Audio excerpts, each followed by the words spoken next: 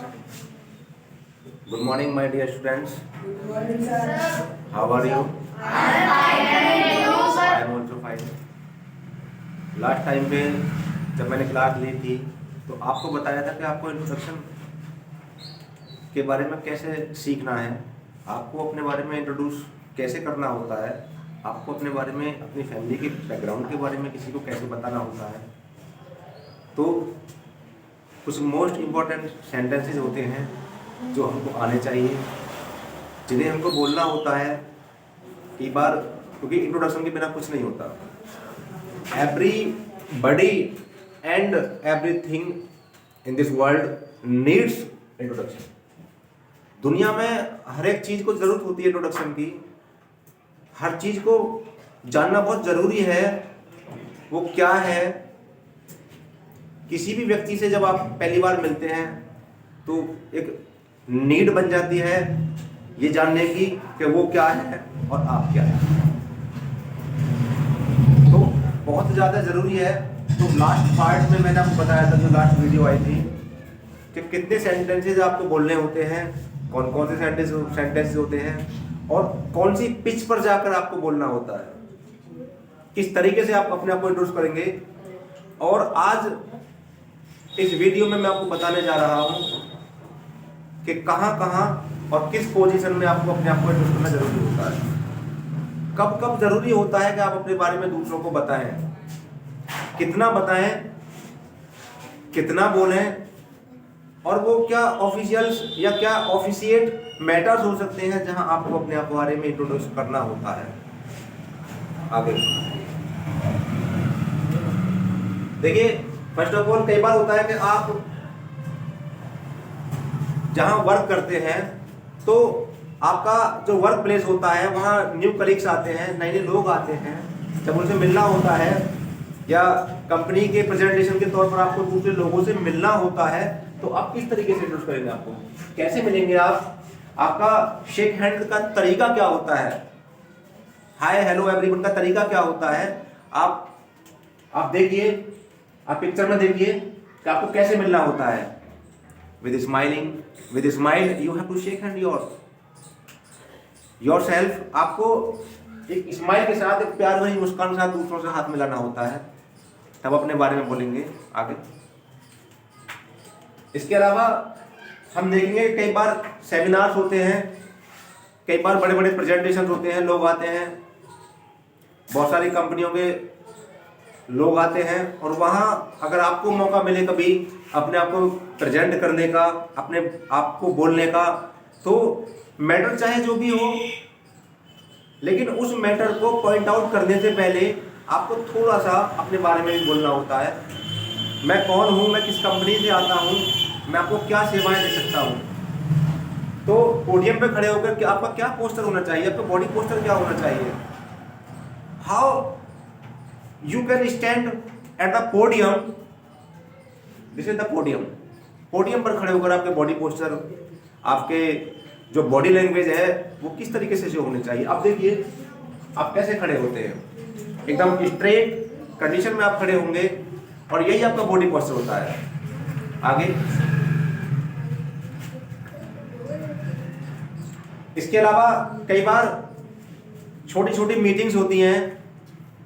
Suppose कीजिए कि आप किसी कंपनी की तरफ से हो, ये दो लोग कोई और हैं और इनके साथ आपको मीटिंग करनी होती है। तो जो एक सिंपल, जो वेरी शॉर्ट मीटिंग होती है, उस मीटिंग में जब आप जाएंगे अपनी बात रखने के लिए, तो वहाँ भी आपको किस तरीके से बैठना है, आपका चेयर पर बैठने का क्या क्या बॉडी पोस्टर होना चाहिए, चेयर पर बैठ के आपके हाथ कहाँ पर होने चाहिए, चेयर पर बैठकर आपका बॉडी लैंग्वेज किस तरह का होना चाहिए, ये भी आपको सीखना चाहिए।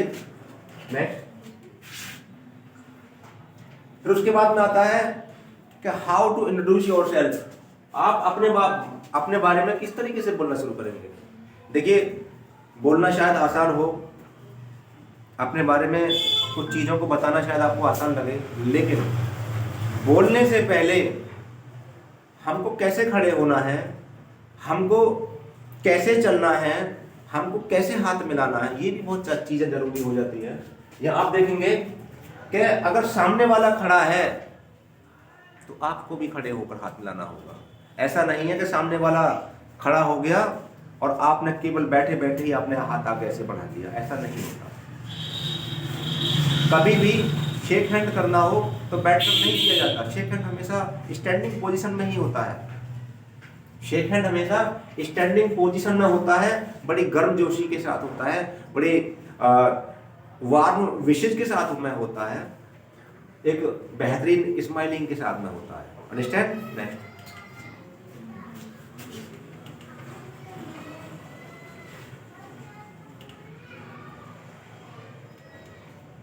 इसके बाद कई बार आप कॉलेज में होते हो, आप स्कूल्स में होते हो, आप सेमिनार्स में होते हो और वहां आपको मौका मिलता है, then you get the opportunity to speak something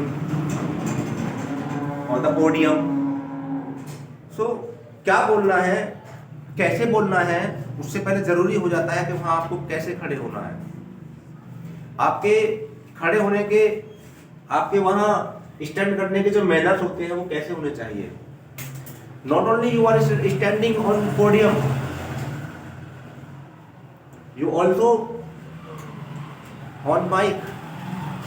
आपके पास पोडियम भी होता है, आपके सामने माइक भी होता है, तो माइक पर आपका जो वॉइस टोन कैसे रखना है, कैसे आपको स्टैंडिंग करना है, ये भी आपको आप देख पा रहे हैं यहाँ पर। नेक्स्ट,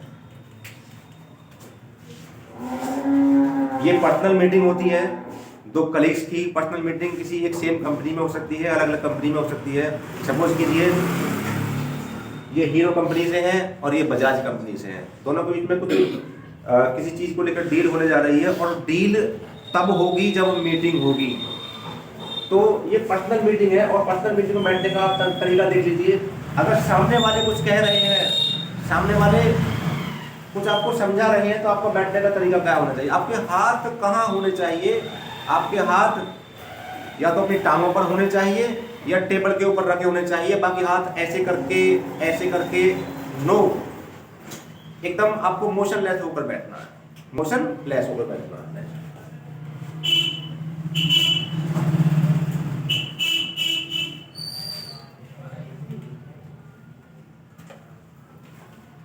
इसके बाद आता है इंटरव्यू। देखिए एक बात तो सच है कि पूरी आप किसी कंपनी में जॉब मांगने जाएं, हो सकता है कि वो जॉब आपको मिल जाए और कंपनी आपसे कुछ भी काम कराए, काम कुछ भी हो सकता है according your position, according your qualification, according your education. लेकिन इंटरव्यू मैटर करता है। इंटरव्यू मैटर करता है कि आप उनके लिए क्या दे सकते हो, आप उनके लिए क्या कर सकते हो, वो क्यों आपको नौकरी पर रखेंगे। तो इंग्लिश में कहा जाता है कि first impression is the last impression. Interview ही वो फर्स्ट इंप्रेशन है जो छाप छोड़ सकता है। अगर आपका फर्स्ट इंप्रेशन बेकार चला गया, आपका इंटरव्यू बेकार चला गया, then you will not get the job, आपको नौकरी नहीं मिलेगी। You will not get the job, आपको नौकरी नहीं मिलेगी। तो आपको चाहे पूरी जिंदगी कंपनी में लग जाना और जॉब पाकर काम अच्छा करना या खराब करना, उससे पहले जरूरी है कि यहाँ किस तरीके से आपको अपने आप को प्रेजेंट करना है, अपने आप को कैसे इंट्रोड्यूस करना है। नेक्स्ट, ये वही सेमिनार जो बिग मंच होते हैं, जो बड़े बड़े मंच होते हैं, बिग स्टेज होते हैं, वहां किस तरीके से आप अपने आप को कर पाओगे। ये बड़े मंच आसानी से नहीं मिल पाते। जो आपको बताया गया था शुरू में कि ये वाला सेंटेंस ऐसे बोलना है, ये ऐसे बोलना है, वही चीजें थोड़ी सी बाद में आसान हो जाती हैं। तो इनहेंस कीजिए चीजों को। इतनी बड़े क्राउड के सामने बोलना आसान नहीं होता। प्रैक्टिस की जाए, कैसे खड़े होना है, कैसे बोलना है, क्या करना है, तो सब कुछ very simple. Next, thank you, have a nice day.